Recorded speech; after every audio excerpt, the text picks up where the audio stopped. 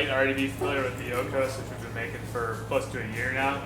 But it's still a relatively new product, and not everybody's gotten to try it out. So I thought I'd give it just a quick little overview.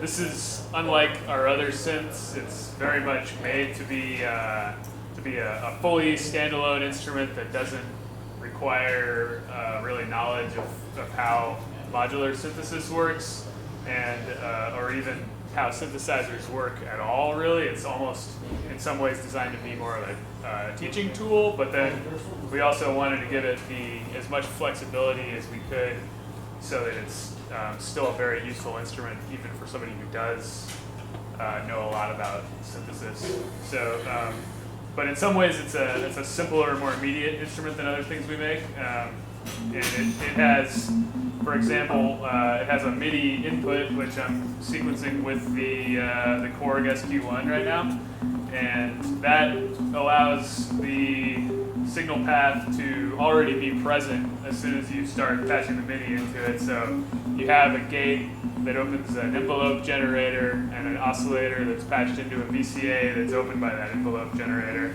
Those are things that if you patch modular, you have to make all those connections manually, and they're already made for you on the Okos.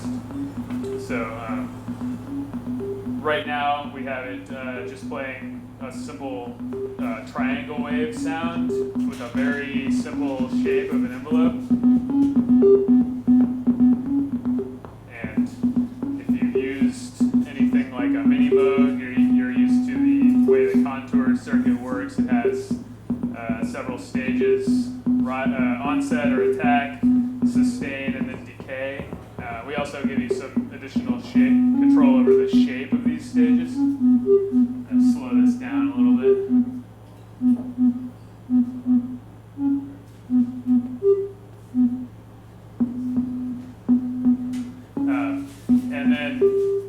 And then that's patched into the VCA, the dynamics circuit. As soon as I patch into the dynamics input with something else, that's going to cause the contour no longer to be controlling it, and instead I could patch, for example, my slope circuit into it.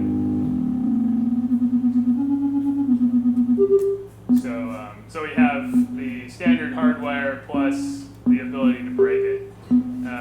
Where this synthesizer gets interesting, I think, is in some of the tone shaping capabilities. So far we're just hearing a triangle wave. If I move over on the balance to the other side, we can get some overtones going on. And at this point, I'm just going to unpatch the MIDI and use an offset to hold it open so we can just hear some tone generation here. So unlike most synths that are controlled by MIDI and most mono synths, we don't have a filter in this synthesizer. Instead, we're going to use the overtone generation to add harmonics to a triangle wave. For example, we have the multiply, which is going to fold that over on itself, and then the overtone is just going to change which harmonics are emphasized throughout that folding. And then we use the balance circuit to crossfade between that more harmonically rich sound and the triangle that is the core of the synthesizer. And then when it goes through the dynamic circuit, we have some very subtle filtering that's added so that as it gets softer, it does get less bright. And that means that is something that has just a subtle filtering to it, not a really like resonant sweep like you might find on a mini Moog or something. So it's these different concepts that we've mashed together here from Moog and from Buchla for East and West Coast synthesizers, and that's where the Okos gets its name. I think this is a pretty cool synthesizer to start with. We've never done anything that had patch cables before, because you can do really simple stuff to begin with without any problem, and you can get complicated really fast if you want to. And then I was thinking that probably most people here are more interested in checking out the Morphogene, which we haven't released just yet, but will be out pretty soon. So I'll show that off. This is a collaboration with SoundHack. That's Tom Erb, who has also worked on the Echophone, Herbverb, and Telharmonic with us. So this is a digital micro sound and tape music module, and it has stereo input and output. It plays back sound at very high fidelity, and it does some stuff like this. Basically, you have some sound inside of it, or you either record it in or put it in using an SD card, and then you have some control over its speed.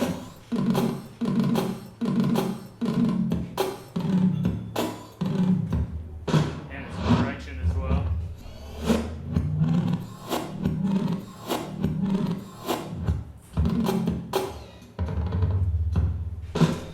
You can also control how much of that clip of sound you're going to hear. All the way into the very small portions. And you can also control where that window is.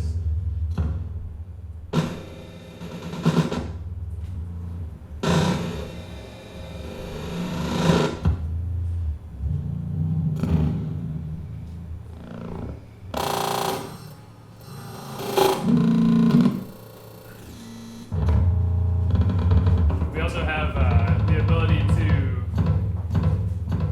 change how much any given loop of the sound is going to overlap over itself. For example, what we're hearing here is just a very straight loop where it ends at the same time as the next one begins. We turn the morph control down, we get a little bit of space between them.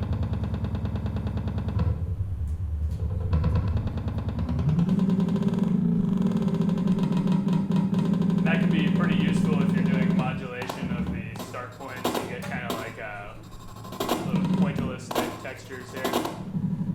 And then if we start to turn up the morph control, we're going to hear some overlap of one gene with the next one.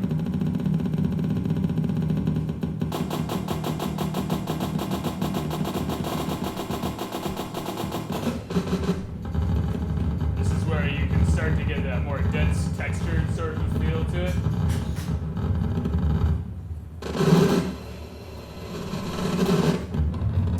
Move to a different scene.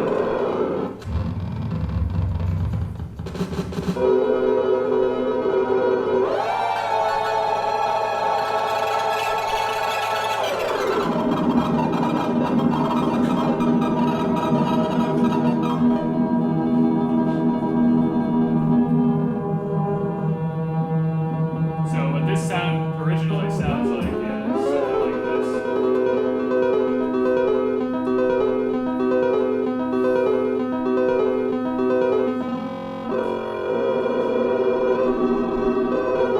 So using the controls, you can kind of travel through it and mix and match it over itself.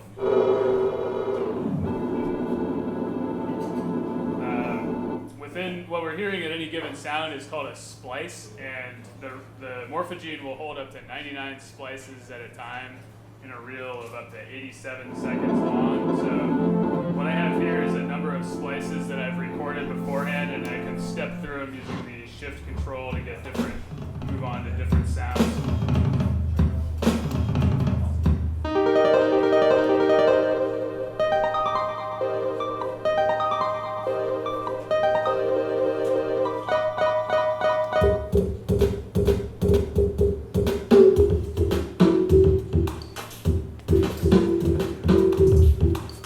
It also has a CV output, which can be really useful for patching back into the system to modulate things, or what I like to do is patch it to the slide control so I get it to move around inside the sample of its own accord here. And it has a trigger output that fires whenever a gene finishes, so you can use that to clock things in your system. For example, clocking the woggle bug and randomizing the gene size.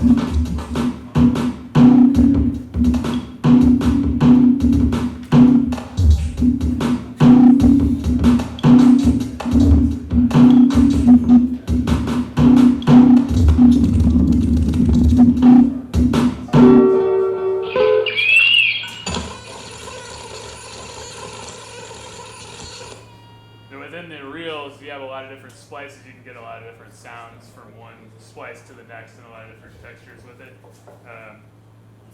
And it is also actually pretty useful as a processor because you can record over and over the splice again and again using it kind of like a delay that also allows you to move in and out of it itself all the time.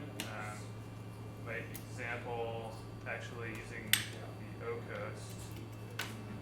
Let's say, oops, I lost my MIDI cable.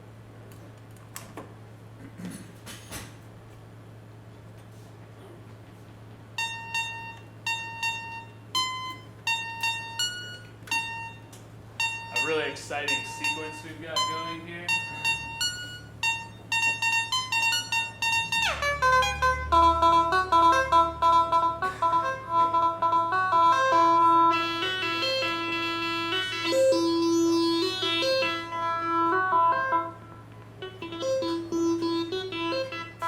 Okay, so it's not the most exciting sequence, but if I start to record it over itself,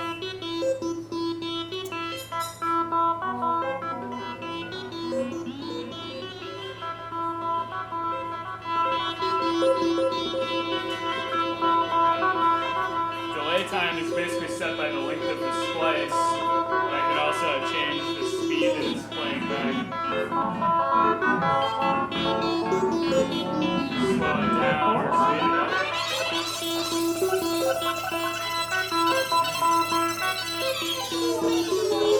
We can also chop that into pieces as well. Layer them over each other.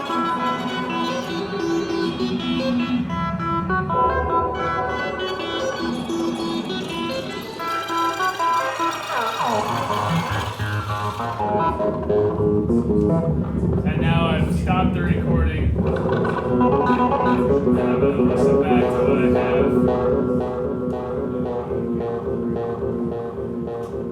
Again, this isn't probably the most amazing sounding piece of sequence here, but I could probably use that as like the basis for something to move forward with for my next iteration, or overdub something completely different onto that. So I started to think of this as kind of like almost like a little tape studio of the type that might have been used back in the mid-20th century, but in a module, and also at the same time like a really powerful digital micro sound processor that can be incorporated into the modular as well. So it's a lot of fun. Pretty excited about it. Does anybody have any questions? Nope. Well, if anybody wants to try out any of this stuff, you know, we're still here for a while. So yeah. I'm sorry coming in and out, but did you discuss the differences between this and Morphogene? No, I didn't. The Morphogene is definitely something like a descendant of the Phonogene. They share a lot of the same controls, and they do a lot of similar things. The Phonogene is relatively simple by comparison to it, so the Morphogene gives you a much broader kind of tool set and is a lot more complicated. So I'd say in some ways the Phonogene is probably a little more immediate, and it has a lot less memory on it than the Morphogene does. So the Phonogene has generally like 2 to 3 seconds of relatively good quality sample time on it, whereas the Morphogene has 87 seconds at 48K, and then you can retrieve additional segments of that size from an SD card. So you're functionally like kind of unlimited in how much record time you have on the Morphogene. But one thing that might be more like a little less simple about it is the way that the gene and slide controls work. Is because on the Phonogene those are stepped controls. The genes divide down in even increments. I don't know if you've used the Phonogene a lot, but it cuts it into evenly spaced pieces, and then the slide control jumps from one of those to the next. On the Morphogene, they're completely continuous, So it's much more of a like, for example, I guess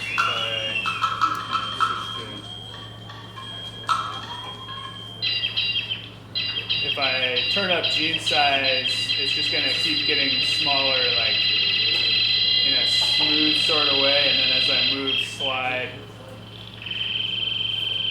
I can pinpoint like exactly where it wants to go. Whereas on the Phonogene, it would have been jumping from one little tiny window to the next. Instead here, the whole window itself is like moving in a smooth, dynamic way. And that sounds like it's just more powerful, which it is, but it also makes it so that for some things that people do with the Phonogene, it might be harder to do it with the Morphogene because you have a much greater resolution of possibilities. Okay.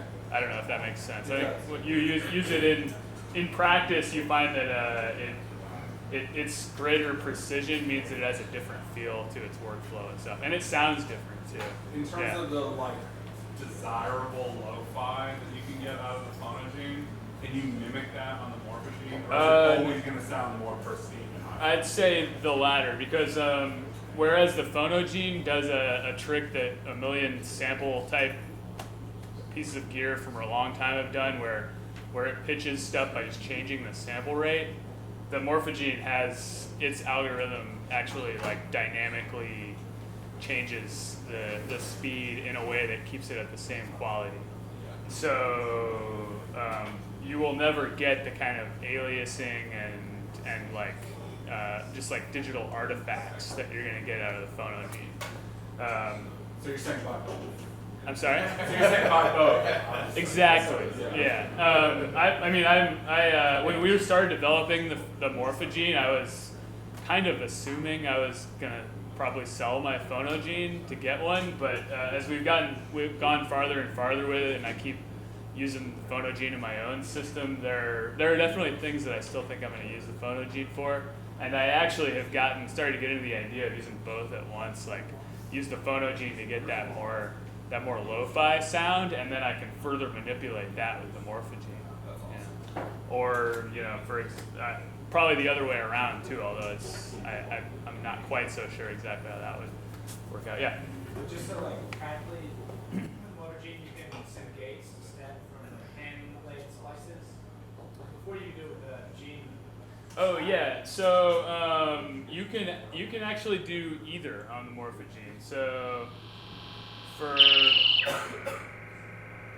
splices, there's a button that shifts from one splice to the next, and that same button has a gate.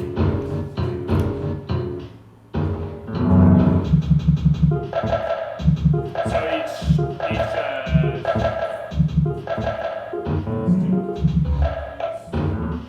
each gate's going to shift to the next splice. If you're, it also has the clock input, and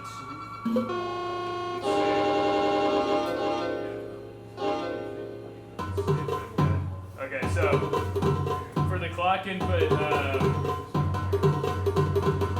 if you're at, how it works actually depends on where the morph is set. So if the morph is set relatively low, then the clock input is going to work like the gene shift on the Phonogene, where each gate, actually let me use the pressure points, where each gate will move to like the next gene, so to speak. So if I make genes smaller, speed that up a little bit, then it's going to, the gates are able to step through it. If I start to morph higher up, it's going to start doing this this new thing which actually stretches out the audio based on the clock rate that's coming in. And when this is happening, I can change the pitch using the vary speed without changing the speed that it moves through the splice.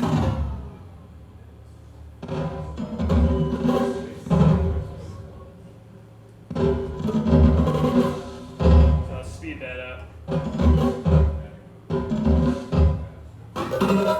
You hear that they're going the same speed regardless of how fast that clock's going or how fast the vary speed is set. If you're not using the clock, then the variable speed makes it speed up as well as changing pitch. Does that make sense? Yeah. You can CD select which sample you're using on the radio. I'm sorry? You can CD select which sample you're using on the SD card too. The SD card holds the reels as WAV files, and that is only selectable manually. And the reason for that is that the amount of memory that could functionally be used with the control set, we found is about 87, roughly a minute and a half. You could actually use all these controls in a way that made sense. So that was the size we selected for reels. But to move from one WAV file to the other using the SD card is much slower than moving on RAM. So this way you get your reel of up to 87 seconds, and you can modulate wherever you want without ever any kind of latency or dropouts at all. It's always going to be completely immediate. And then if you want to use a different sound, you load it manually. But you could just like, if you wanted to do the whole CD over sample select thing, you would just make a file that has all the different sounds in one wave.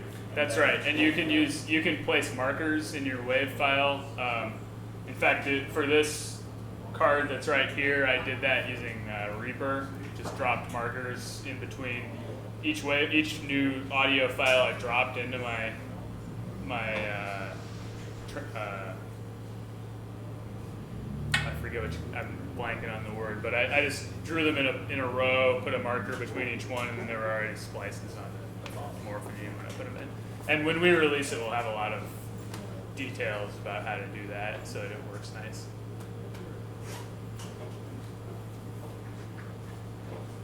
When's it released? Next month.